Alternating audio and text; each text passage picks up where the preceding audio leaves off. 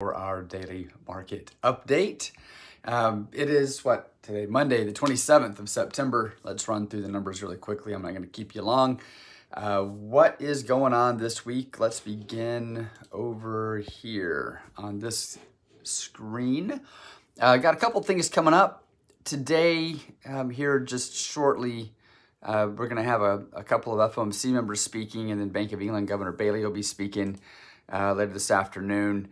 Not a huge deal from these, but just something to be aware of in case especially for those that might be trading Forex, there could be some little ripples around here. Big stuff comes tomorrow. Mr. Powell is speaking tomorrow. He's testifying before the Senate committee about coronavirus and the CARES Act, and there will definitely be questions about how the economy looks and try to get an insight into potential policy from, from the Fed. So that could be one of those catalysts for changing market conditions. So be aware there tomorrow. And that'll probably go for a bit. So you might just pull it up. These are usually broadcasted, and the Fed's website, typically on YouTube, will have the live stream of whatever's happening there. So be aware of that. Wednesday, there's some more. This is a panel. You've got the ECB president Lagarde. You've got the Bank of England, Bank of Japan, and the Fed all participating in a panel discussion, which could be interesting. Again, not necessarily for the content itself, but for potential reaction to that and how the market reacts based on what the perceived direction might be down the road. It's less about what's actually said and more about how the market perceives it to be said. Again, though, I can't stress this enough. It doesn't matter what any of us think is going to come out of that. It doesn't matter what any of the talking heads on MSN or pick your network. I mean, there's 1,000 of them, right?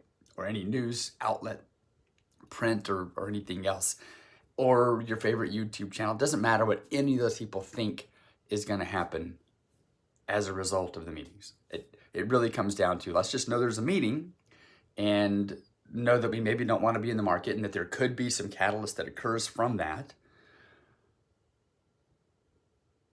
And I'm not saying don't have an opinion about it, but don't project your opinion onto the marketplace, right? Because the market's going to do what the market does. We're just simply here to follow the market, right? We've got a method, systematic trading, using the BTX method. We've got a method that allows us to follow the market using a quantifiable means of being in the marketplace and taking action or not taking action based on real data. That's what we want to do.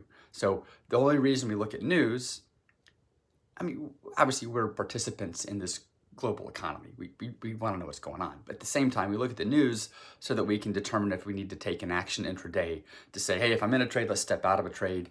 If I'm thinking about entering a trade and it's right at the news, maybe I don't enter that trade because we might get this whip and this catalyst that's occurring around this time.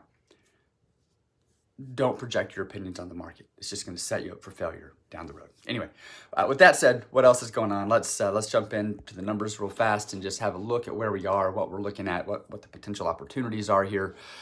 Looking at the S&P beginning over here on the left-hand side, the S&P's got a mixed bias. The 4-hour bias is short, 30-minute bias is long. We're definitely seeing a pullback coming into the new session today, but it's mixed. We've got a 4-hour short, 30-minute long. That tells us let's not do anything with the S&P until we get a definitive market bias. So we're just going to put a big X over the S&P. Don't even worry about it. Crude, our second here in the middle. Crude, what we're looking at is a long bias. 4-hour bias is long, 30-minute bias is long. So what we'd like to see is this start to pull back. We'd like to see lower highs and lower lows, lower highs and lower lows, lower highs, lower lows. We'd like to see this pull back and then with some momentum, snap back in the direction of that current market bias, and we can go long on it. But we don't want to just go long willy-nilly. We want to see this thing pull back. We want to get in at a better price. We gapped up on, from Friday into Sunday, here. So, there's a possibility we could see this float down, retest 74 area.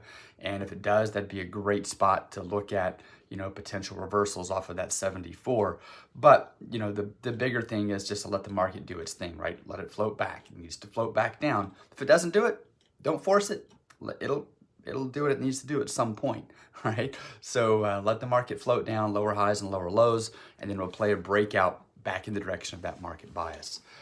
Gold over here is in a short bias. 4-hour bias is short. 30-minute bias is short. So we're looking at short opportunities in gold. We'd like to see the market push up, higher lows, higher highs, and then break back in the direction of that current market bias. So, same exact thing. We're not reinventing the wheel. We're doing the same thing the same way every day. If there's a trading opportunity, we take it. If there's not a trading opportunity, we sit on the sidelines and we don't force things. Because if we're trading with a systematic means like this, quantifiable reasons for doing what we do, systematic trading, then we'll have consistent results over the long run. And that's what we're all here for. We want to find that consistency so we can find our path to success. All right, so that's it for me. I'm going to get out of here, probably go shave or something.